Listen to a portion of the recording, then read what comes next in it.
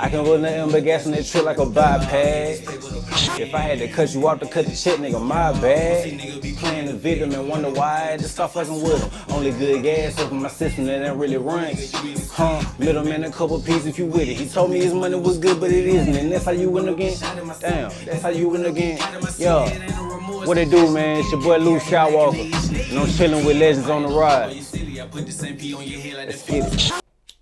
So, Mr. Luke Skywalker, tell me where you from. From Birmingham, Alabama. Grew up on the east side, East Lake, Roebuck, all up and through there. Gotcha. So, what was it like growing up on the east side of Birmingham?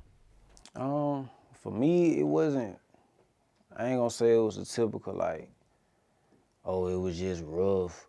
I had to turn to the streets and all that you hear on, you know what I'm saying, on these interviews. Like, our parents, by our, I mean me and my sister, our parents, like they did what they could to like make sure that we had a good education, you know, make sure that we didn't have to take those routes. So we made the best out of the situation. Was it always good? No, it wasn't always good. Like, we went through the same shit. Like, we had to boil water on the stove and put it in the tub. Like, we had to use the oven to heat the house. Like, you know what I'm saying? We ate cereal, water, and evaporated milk and all that, you know what I'm saying? But it wasn't, like, I ain't had to turn to the streets, so to speak. Like, it was a pretty cool childhood.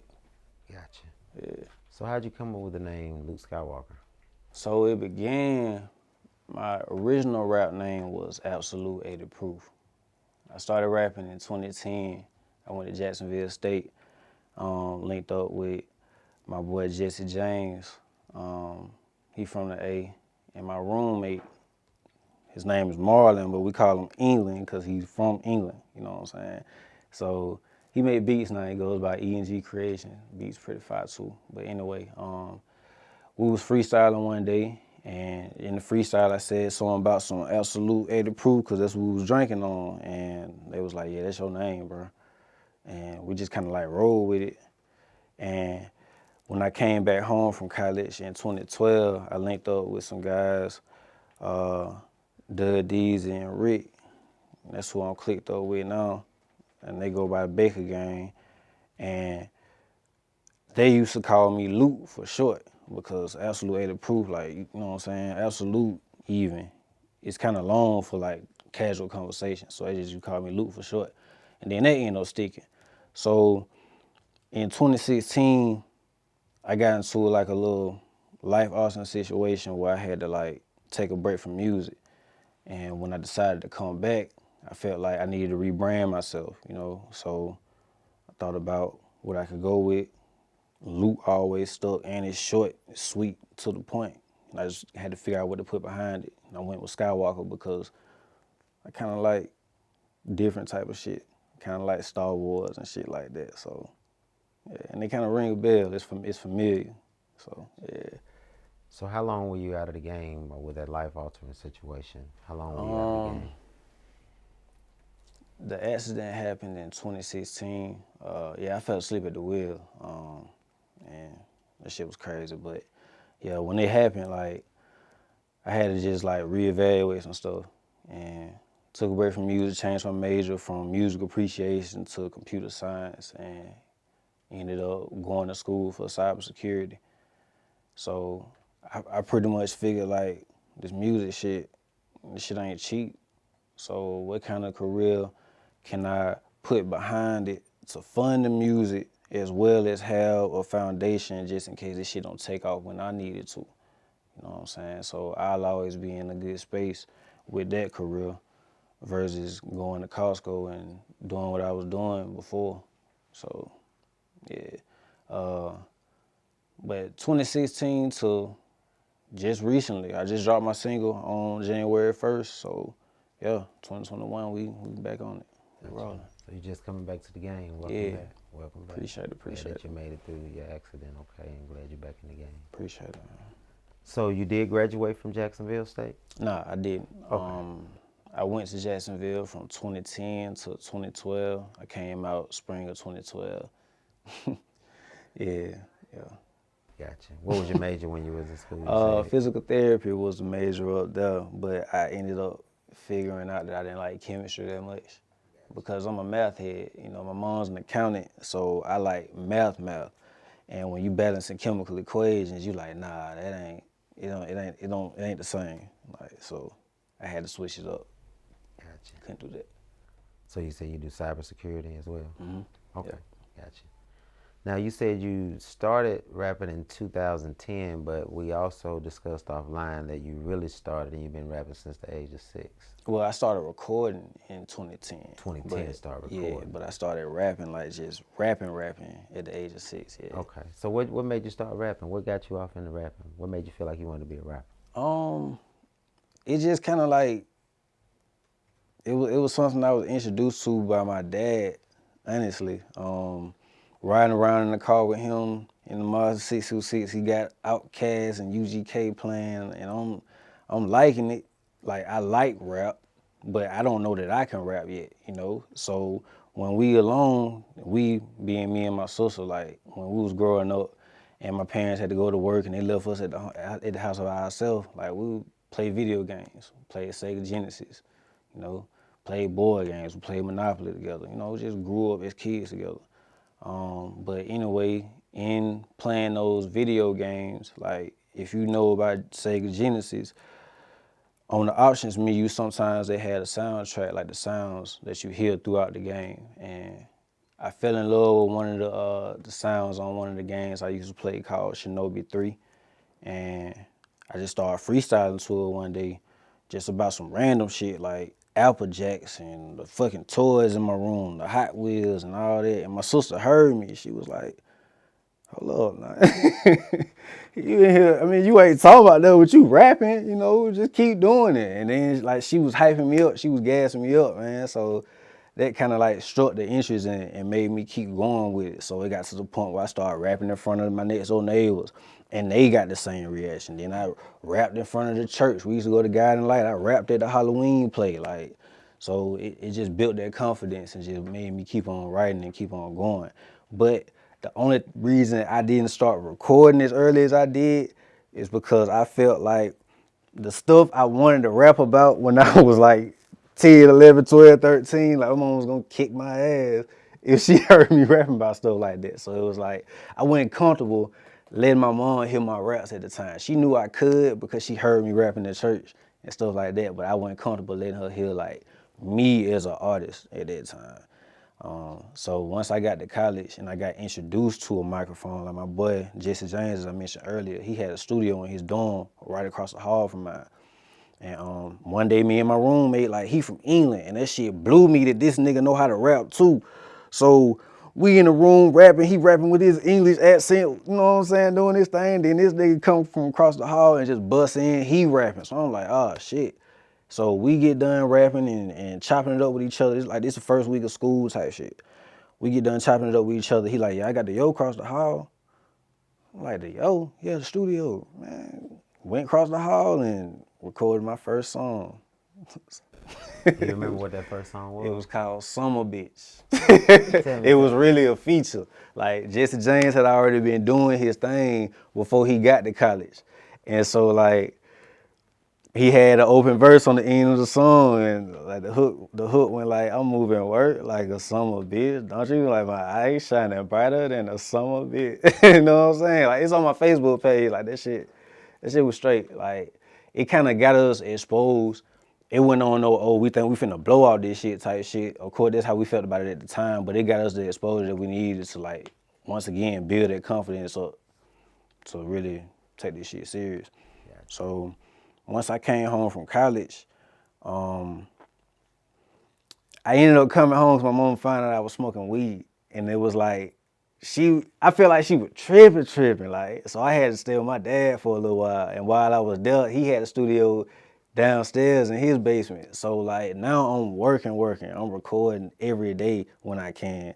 Cause sometimes they sleep upstairs and I can't be doing ad libs downstairs. They tripping it through. But either way it go, yeah. So I started taking it serious then. I was going to Jeff State at the time, around 2012. And I changed my major to music appreciation because I'm like, yeah, if I'm gonna do the music, I want to be all in. Like everything got to be about music type shit, you know. So I'm like, yeah, I should go in for music appreciation. And then that shit was a dumb plan. Looking back on that shit, that was a very dumb plan. If you're gonna go to college, do not go for music, bro. No, don't do it. But anyway, when I got to college in 2012 at Jeff State, I ended up running into Dud, who was part of Baker Gang, in one of my music appreciation classes. And we used to be in the back of the class, I ain't gonna lie, we used to be joking and trying to holler at chicks and shit, still getting our work done, still getting the grades, but we weren't all the way focused. We was young, you know what I'm saying, doing our thing. And we got to talking about music. He was telling me how he was doing shows and shit. I was like, shit, I rap too. I got a couple songs too. And so he was like, yeah, send me some shit. So I sent him this song called Might As Well. And soon as that nigga heard that shit, I don't know when he heard it, but he hit me that same night. And he was like, bro, I got this show this weekend at the Zydeco. I want you to open up for us. So I'm like, a show? Okay, let's get it. You know what I'm saying? I'm nervous. I ain't never performed in front of nobody, but at the same time, it's like, it's an opportunity. So shit, he was like, I got 10 tickets for you. Shit, if you can sell them whole, you can get on. So sold the tickets. Man, I got on that stage, and it was like, I performed the song. The song got 3 verses, and I acapella'd the last verse. And like after I did the verse and how they, you know what I'm saying, how everybody was cheering and shit, man, that shit amped me the fuck up. So, yeah, I was like, yeah, it's on now. And shit, we had a good thing going, you know what I'm saying? I mean, it's still going, but at the same time, it's like, I got my own situation going on too. You know what I'm saying? I ain't fully invested into Baker Gang like I once was. Gotcha. Yeah. Now tell me a little bit more about, you're involved with a charity group and you do something for Thanksgiving. What's called Bakesgiving? Yeah, so Tell me that's a little part bit of about that's that. a conglomerate in Baker Gang as well. So that started in 2014. We used to have meetings like every month, just with everybody that was in the group at the time, and we were talking about like upcoming events that we could do to like get this shit popping, because we knew we had enough resources within our group to like do this shit ourselves versus go to these promoters and let them fuck us. Cause that's what the fuck be going on sometimes. You think you paying for this bottle in this section, you gonna get to perform. Next thing you know, you don't need to touch the stage. You just spent all that money. Facts, like that shit. It still happens to this day to some artists, not me. But anyway, yeah. So we figure like we'll use our own resources and put something together. The upcoming holiday was Thanksgiving, so we just pretty much started the idea like, why not do a benefit concert to raise money for the homeless, pay it forward while we continuing the journey. That way, like, we still getting what we want to get out of it, but we actually touching the community. It ain't just about the music. It got to be deeper than that. Cause shit, anybody can make some money off of anything, but what you doing with it, how you helping everybody else, that's fucked up. Yeah, so we figured, yeah, let's do a benefit concert. And the first one, great turnout for our first event. It was in Avondale. I can't remember the name of the spot, but that shit was like right across the street from some gas station. But yeah, that shit was pretty cool. And then the second one, that bit was turned up, man. Like, a lot of artists came through. It was at Paradise on the Parkway. The documentary is on YouTube. We're gonna put the link in the bio, just so I can check that all out. But yeah, man, that shit was cool. And then after we saw the momentum from it, just kept going, you know what I'm saying? Thought of new ideas, turned it from a concert to an actual dinner where people just sitting down and eating infused food, you know. So y'all get y'all buzz while we, providing for the homeless. And yeah, that's pretty much how that came about. Yeah. So being that you just now getting back in after your hiatus being gone for a few years, you just released a song. Tell me about that song.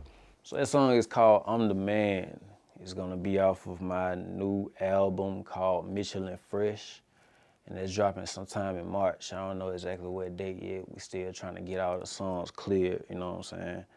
Cause there's a lot of sampling going on that thing. Like, Presley P produced the whole tape, and like, we connected and just, I pretty much told him, hey, I want you to sample this track.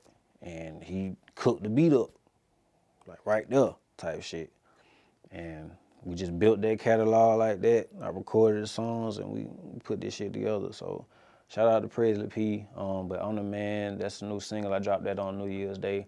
It's been doing pretty good for me not to have even put any money into the promotion yet. So I'm excited to see what it's gonna do once I start putting that battery in his back. You know, but it's been getting some great responses. A lot of DJs been fucking with it. I got a stream in Canada, bro. I'm still geeked about that. I don't know who listened to it in Canada, but shout out to you. But yeah, man, I'm excited for everybody to hear the album though. Like, On the Man is just one of them songs that it's got a feel for the common music that's on the radio right now, so it's easy to attract to it. But that ain't really the type of music I like to make. You know, it's just a easy track to make. It's a fun track, and you get deeper than that though, man. Gotcha.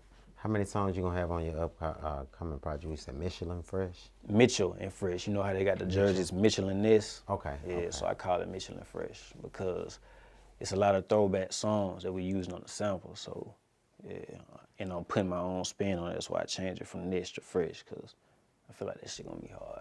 How many songs you gonna have on it? It's gonna be 9 songs. Well, it's really 8 tracks in the outro that my boy doing the freestyle in the outro.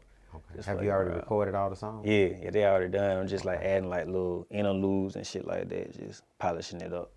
Yeah, so the track's done though. Okay, so what's your recording process? Did you freestyle most of those songs? Did you write, or what was the process like? I'll say I wrote like 65 to 70% of the album. Some of the songs like Bust It, that's the next single that's dropping too. That's like the strip club joint.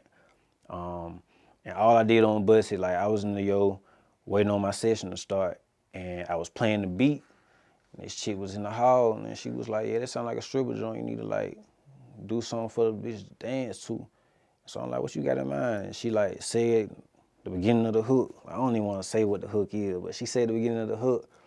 And I came in on some call and response type shit, like she say that, I say this, she say that, I say this. So when it was time for me to record, we went in there and laid the hook, and I had like 15 minutes to goddamn finish what I was doing.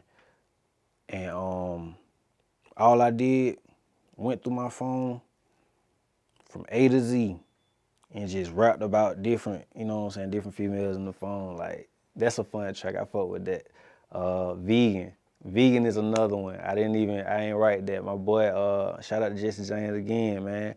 I bought an interface because I got a podcast coming out too, Still Keeping It Positive podcast is on the way.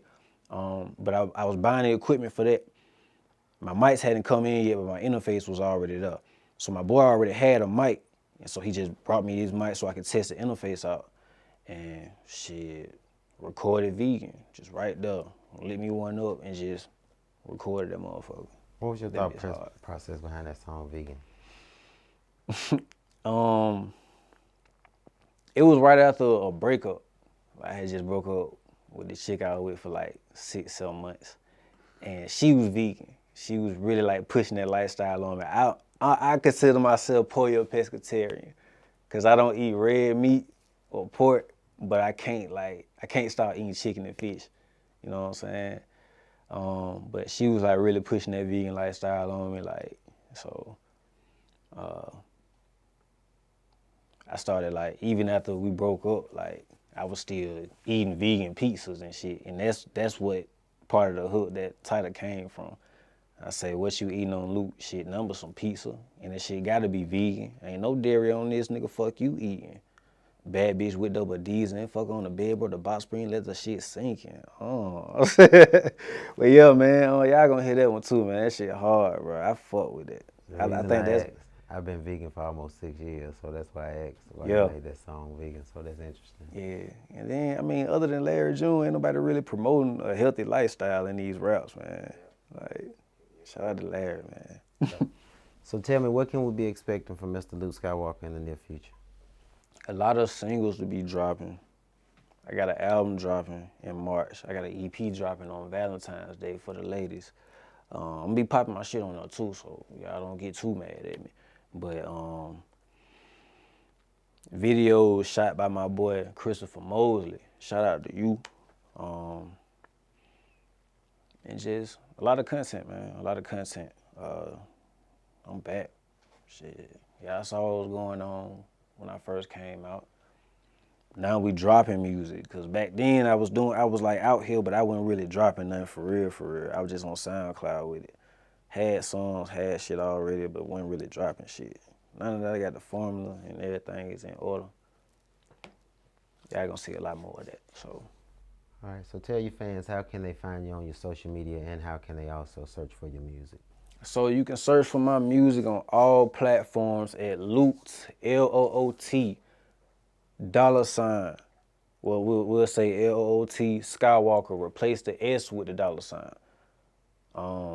You gonna see me on that motherfucker holding my little denim jacket, looking real dapper type shit, dripping on these hoes.